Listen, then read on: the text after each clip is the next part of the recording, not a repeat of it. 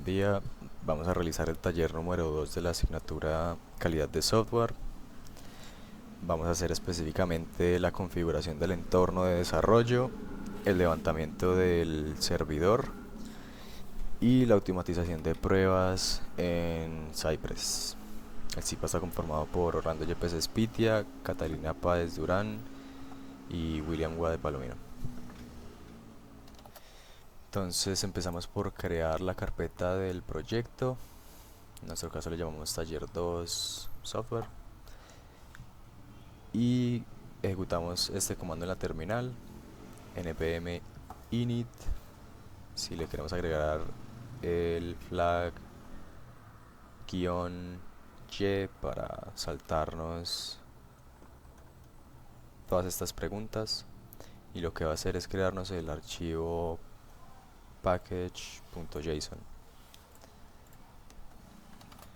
Y pues tener en cuenta que para poder ejecutar el comando de npm para instalar dependencias y demás, tenemos que tener instalado Node en nuestro computador. Lo podemos comprobar con este comando node-v. Si sale la versión de Node, es que ya se reconoce en el sistema y ya está instalado, ya se puede usar en la terminal. Luego procedemos a la instalación de las dependencias que vamos a necesitar con el comando npm i de install, el flag de d para indicarle que estas dependencias van a ser de desarrollo, en un entorno de desarrollo, y descargamos Cypress, Prettier y el JSON Server. Lo corremos.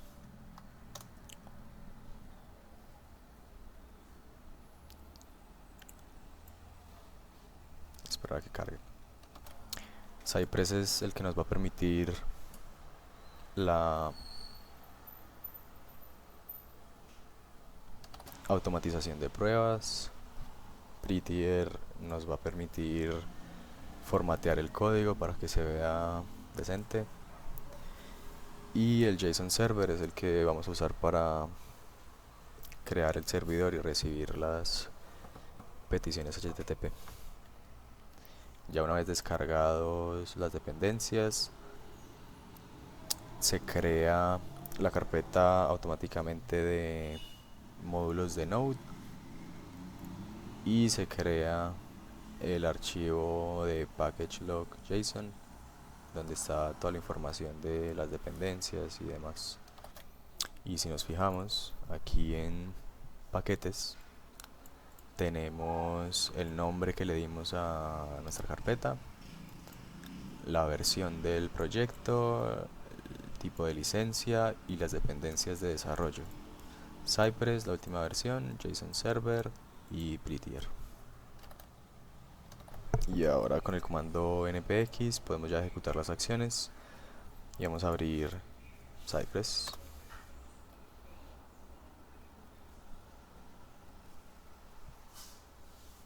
Esto abre esta ventana. Por el momento yo le digo cancelar acá. Y así es como se ve Cypress. Le vamos a continuar. Y aquí vemos ya la interfaz principal de Cypress. Antes de eso vamos a crear el mockup de la base de datos. Creamos un archivo que le vamos a llamar db database json y copiamos el código. Configuramos el formateador que acabamos de instalar. Dimos Prettier y aquí ya se formatea correctamente. Entonces tenemos una lista de empleados con 3 objetos con esta estructura: id, nombre, primer nombre y apellido, y el email. Y ahora procedemos a ir al archivo package.json para agregar un script que nos va a permitir correr el servidor. Entonces con esto le decimos que al usar este comando run server se va a ejecutar un servidor de tipo JSON y va a observar el archivo que acabamos de crear con el mockup de la base de datos, el db.json. Entonces para ejecutar el servidor ahora en la terminal abrimos otra. En esta está corriendo Cypress, entonces abrimos otra terminal y ejecutamos este comando npm run y el que le especificamos run .server. Él por defecto va a tomar el puerto 3000 y aquí ya el servidor está a la escucha. Entonces lo que hace el servidor es que ya por defecto él reconoce que en el archivo que le pasamos, el JSON, hay una lista de empleados, employees, y habilita este endpoint en el localhost puerto 3000 employees para consultar esa data.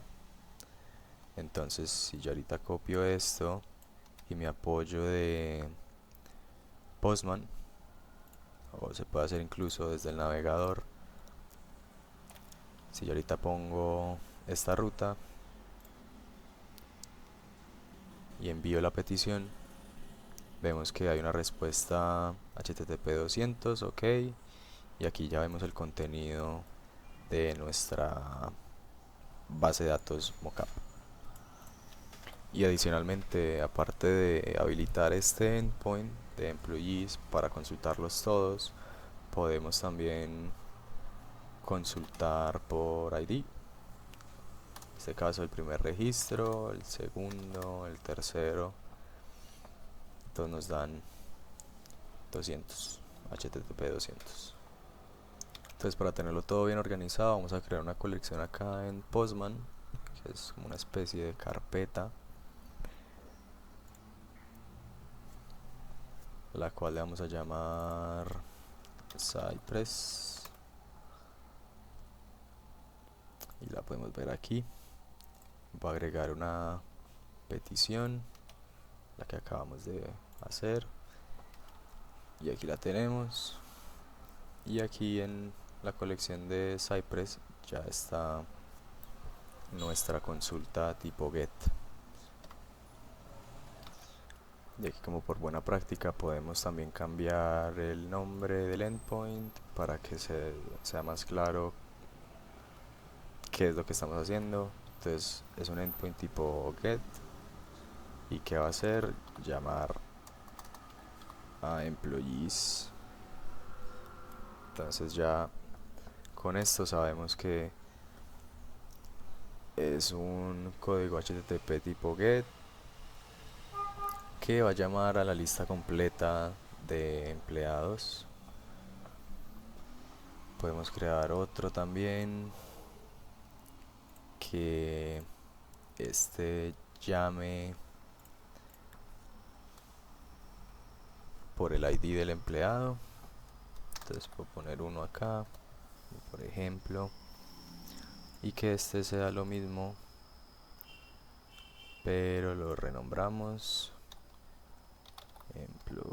employees, y aquí como referencia ponemos el ID.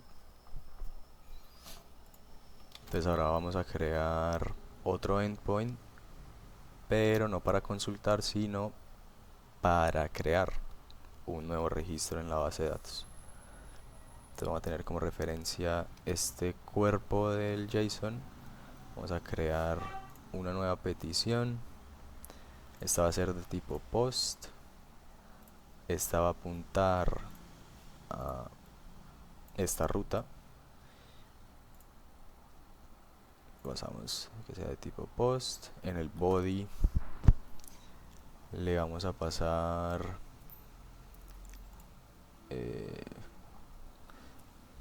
row JSON y le pasamos esta estructura.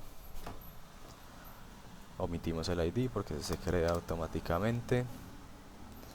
Entonces nombre, pongamos Oscar,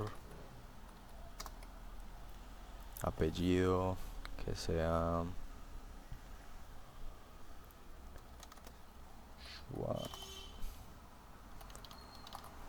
ese mismo, y el correo así. Entonces enviamos la petición, nos devuelve una respuesta 201 correcta, pero a diferencia del 200, indica que se creó un nuevo registro. Entonces se creó Oscar con el apellido, el email y un ID nuevo que se lo genera automáticamente. Si vamos otra vez al endpoint de consultar los empleados, podemos ver que ahora aparece Oscar. Entonces voy a renombrar para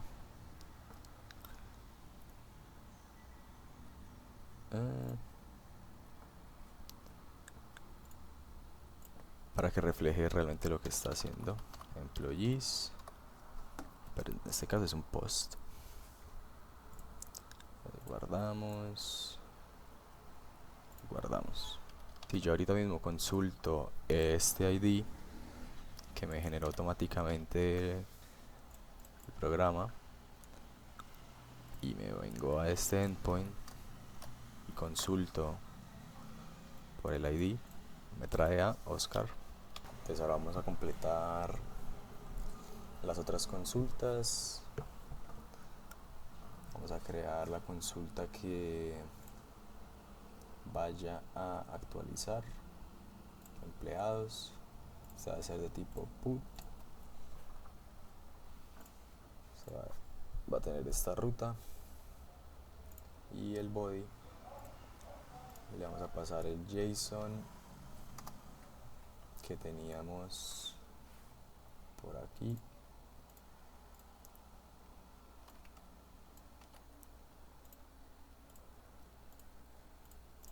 A este igualmente no le pasamos el ID porque nunca se edita el ID. Entonces, si teníamos que Oscar tenía este ID, se llamaba Oscar ahorita le pasamos el ID para que sepa a quién nos referimos, a quién queremos actualizar. Le vamos a cambiar el apellido que sea Palo, Oscar Palo. Enviamos la petición y se actualiza correctamente.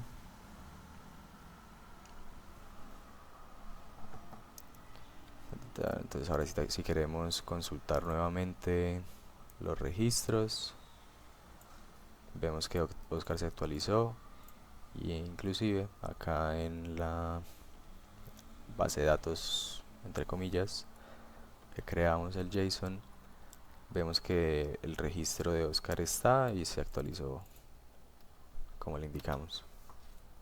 Entonces ahora vamos a continuar y hacer la siguiente petición que sea de tipo delete.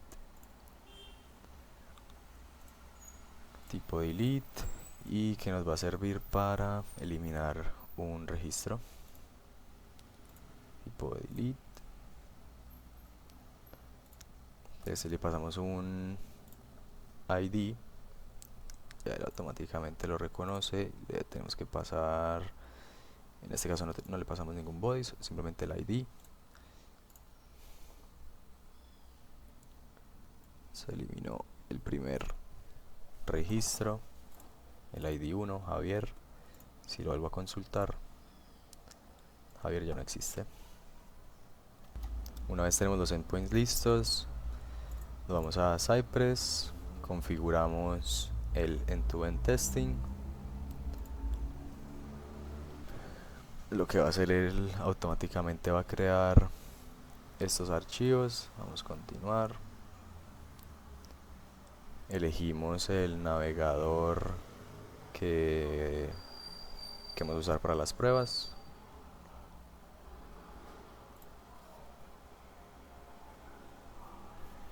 Y aquí ya tenemos abierto el Cypress en el navegador. Vemos que también aquí en el proyecto ya se crearon los archivos y las carpetas, los arreglos, soporte, archivos de configuración, JavaScript, y aquí un comentario para que podamos implementar en este espacio lo que queremos. En este caso queremos inicialmente decirle que la URL base va a ser esta, pero inicialmente esta declaración la hacemos por fuera del método y quedaría tal que así. Entonces en fixtures tenemos aquí podemos guardar archivos estáticos, respuestas estáticas, lo que sea que no cambie. Y en support tenemos los comandos globales que queremos que se ejecuten, caso dado. Ahora lo que hacemos es crear la carpeta end-to-end E2E dentro de Cypress, la carpeta de Cypress. Dentro de la carpeta E2E creamos el archivo de JavaScript headers.cy.js, y en el contenido le especificamos este código en el cual describimos de forma clara qué es lo que estamos haciendo. En este caso vamos a probar los headers de la API. En el contenido vamos a querer mostrar el header y el tipo de contenido. Entonces vamos a hacer una petición tipo get al endpoint de empleados, y a esa respuesta vamos a esperar que tenga un status 200, que sea correcta, y que el header content type, tipo de contenido, incluya o sea de tipo application JSON. Y si vamos al navegador donde tenemos abierto el Cypress, vemos que ya se reconoce el archivo y ya está todo correcto. Entonces ahora abrimos el archivo con la prueba y vemos que efectivamente se ejecutó de forma satisfactoria. Aparece el título que le especificamos, el cuerpo de la prueba, la petición get al endpoint de employees tuvo un resultado 200, el assert esperaba un 200 y eso fue lo que recibió, un código de tipo 200. Y aquí esperaba una respuesta de application JSON y esa fue la que recibió. Ya está todo en verde, salió todo correcto. Entonces, si quisiéramos ver más específicamente la respuesta a nivel más bajo, abriríamos la consola de desarrollo, la ventana de network, abrimos el script para que se ejecute y vemos que se ejecutan dos peticiones, tres si contamos la que pinta y renderiza la vista. La primera es la que nosotros especificamos del archivo headers.ci.js. Este es el código que se ejecutó, el que le especificamos. Aquí podemos ver los headers, los encabezados de respuesta, y vemos que el content type es este, los headers de la petición,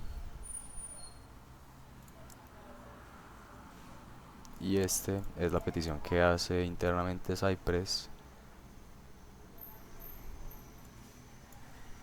para el caso en el que querramos ejecutar scripts antes de la prueba. Entonces por el momento está en su mayoría comentado. Ahora vamos a crear otra prueba.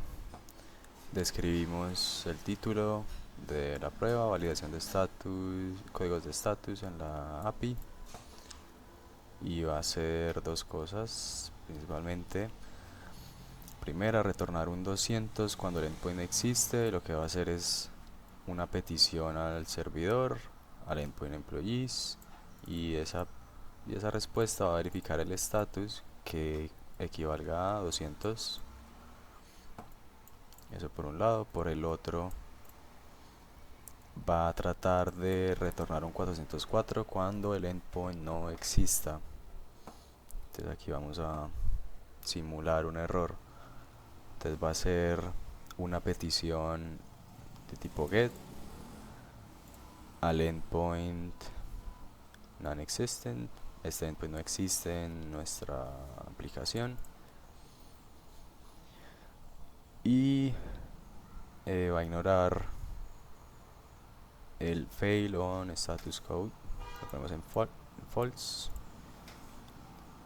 Y va a esperar una respuesta de tipo 404, error, not found, no se encuentra. Volvemos a nuestro navegador. Aquí reconoce correctamente el archivo que acabamos de crear. Y vemos que efectivamente las dos pruebas pasan, tuvieron el comportamiento que esperábamos. Y aquí la clave es que pusimos que a pesar de que la ruta no existe y me devuelve un código 404 not found,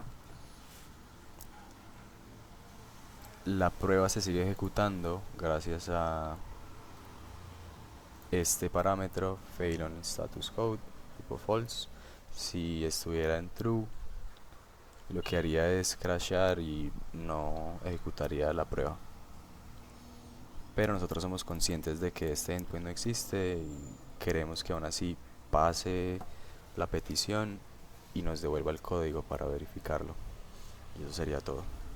Y con eso nos despedimos. Feliz día.